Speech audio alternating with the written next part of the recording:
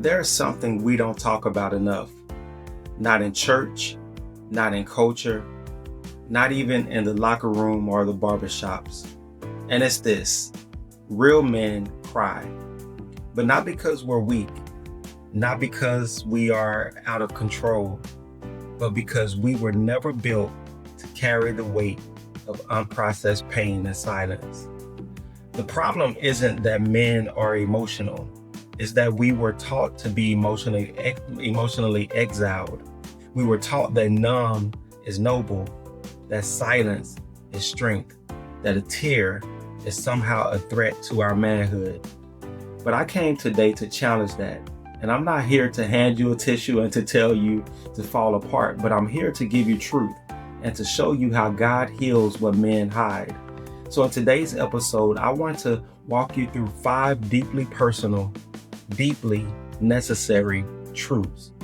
In the first segment, we're going to talk about how we were never taught how to cry. In the second section, we're going to discuss how Jesus wept, and so should I.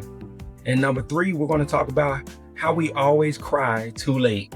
Number 4, we're going to talk about how you've got to let the boy cry so that the man can rise. And then finally, we're going to discuss how you don't have to cry alone. So if you're a man who's ever been told to stay strong, then what you really needed was space to surrender, then this episode is for you. So let's talk.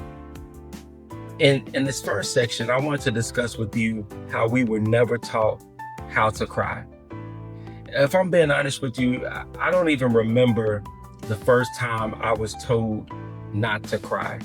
Not because it didn't happen, but because it happened so often, it started to blend into playground rules and locker room jokes, blend into the subtle ways men are trained to disconnect their hearts without ever being told what's happening. Things like, man up, don't be soft, you gonna cry over that? They don't say it like a suggestion, they say it like a warning that if you feel too much, you'll be seen as less than, that your tears make people uncomfortable, that your pain is a threat to your image. So we learn to blink fast when it burns. We learn to clear our throat when it catches. We learn to clench our jaw instead of open our mouth and say, this hurt me. We grow into men with mouths of grief behind our eyes and no exit strategy for any of it. And we start to believe that crying is a weakness, that emotion makes us unstable, that manhood means silence, stoicism, and survival. But here's a truth that I never knew. God never told men not to cry. That wasn't his command. That was culture's counterfeit. And by the time I realized that I had spent years being emotionally bankrupt, playing strong for people who didn't even have the strength to hold me if I fell. So no, I wasn't taught how to cry, but I'm learning now. I'm learning that tears don't make me weak, they make me real. And I'm learning that emotion isn't a liability, it's a signal. And I'm learning that manhood doesn't mean numbing what I feel, it means knowing how to process it in the presence of God. In section 2, I just want to talk to you about a very simple reality. Jesus wept, and so should I. There was a time that I used to read that verse, Jesus wept, and just skim right past it. 2 words, no drama, no deep theology, just emotion. I didn't get it at first. I mean, this is Jesus we're talking about. He knew he was about to raise Lazarus from the dead. He knew the miracle was minutes away. So why cry? But the more life I lived, the more grief I carried, the more those 2 words wrecked me, because it meant he didn't rush through pain just because he had power. He felt it. He stood in the middle of sorrow, surrounded by people who didn't understand timing or trust, and he cried. Not because he couldn't fix it, but because he loved them, because he saw them, because he was fully God, but he was still fully human. And in that moment, Jesus gave every man on earth permission to feel deeply. I didn't grow up seeing that, if I'm being honest. I saw men punch walls. I saw men disappear into their work. I saw men cheat, drink, gamble, isolate, but cry? Not unless somebody died. Not unless they were drunk. Not unless they finally lost everything. But Jesus cried, sober, present, on time. And suddenly I realized crying isn't weakness. It's worship. It's honesty. It's the sound of a soul that a soul makes when words won't work. So I'm not ashamed of my tears anymore. Not because I want sympathy, but because I want wholeness. And sometimes the only way to get there is to let your spirit break enough to make room for resurrection. In section 3, I want to discuss how we always cry too late, right? You see, I've seen men cry at weddings, not because they were in love, but because they finally realized what they were losing. I've seen men cry at funerals, not because death surprised them, but because they never said the things that mattered when it would have made a difference. And I've been that man too. The one who thought silence made me strong. The one who thought if I just kept my head down, stayed busy, stayed numb, the ache would simply go away. But it doesn't. It just multiplies in the dark. And then one day you find yourself crying in a parking lot or in the middle of a worship song you didn't even want to hear, or staring at a message you'll never get to reply to again.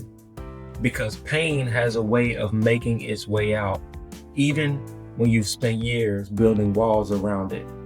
So what I've learned is this: men don't cry too much. We cry too late. We cry when she's gone. We cry when our kids start shutting down the same way we did. We cry when we realize the habits we never healed from are now hurting the people we love. And we wait until we're bleeding to finally speak, until the silence has cost us something. But the sad part is, by then, we're not just mourning what happened, we're mourning what we could have prevented. So if I've learned anything, it's this: cry early, cry honest, cry before the damage is irreversible. Because what you don't surrender in private will eventually leak in public. So let's move on to the next part, right? Which is my encouragement to you, to let the boy cry so that the man can rise. You see, I didn't realize how much of my adulthood was being lived from childhood pain. I thought I was making grown decisions, thought I was loving from a mature place, thought I was leading like a man. But truthfully, I was just a little boy in a grown man's body, still craving affirmation I never got, still reacting to rejection that was never healed, still fighting battles that had nothing to do with the people in front of me and everything to do with the ghosts behind me. I had grown, but I hadn't healed. And when a boy doesn't get the space to cry, he becomes a man who doesn't know how to grieve. And when you don't grieve what hurt you, you end up guarding what's broken in you. So you build walls, you push people away, you sabotage intimacy, you call it strength, but really it's unprocessed pain. But God, He's not interested in building a better mask for you. He wants to resurrect the parts of you that you buried too young. He wants to let the boy inside of you finally cry so the man in you can finally rise. Not the version of you that survives, but the version that builds, that leads, that loves with emotional clarity and lives in wholeness, not performance. You see, I used to think the goal was just to stop hurting. Now I know the goal is to stop hiding, because healing doesn't come when you pretend you're okay. It comes when you give that little boy permission to release the weight he's carried, so the man in you can finally breathe. So I want to wrap up with this and encourage you with this. You don't have to cry alone. And I don't want you to miss that. Because if you're listening to this and it's stirring something in you, maybe even bringing tears you didn't expect, I want you to know that that is not weakness. That's breakthrough. That's the dam cracking. That's the boy in you finally feeling safe enough to let go. And I need you to hear me clearly. You don't have to cry alone. Not anymore. Not in the dark. Not with your phone on silent and your soul screaming for help. You have a Father in heaven who doesn't flinch when you fall apart, who doesn't withdraw when you're broken, who doesn't shame your tears. He bottles them. You see, Psalm 56 says, "You have collected all my tears in your bottle." That means even when nobody saw you, God did. Even when you couldn't talk about it, God recorded it. And He's not wasting any of it. Every tear you've cried in secret is fueling a resurrection in public. You see, you may not have cried because of pain, but you're about to cry because of purpose. So I want to close with this final encouragement to you. You don't have to cry alone.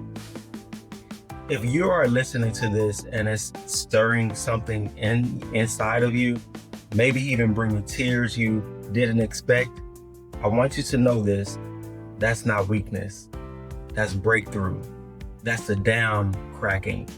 That's the boy in you finally feeling safe enough to let go. And I need you to hear me clearly. You don't have to cry alone. Not anymore. Not in the dark. Not with your phone on silent and your soul screaming for help. You have a Father in heaven who doesn't flinch when you fall apart, who doesn't withdraw when you're broken, who doesn't shame your tears. He bottles them.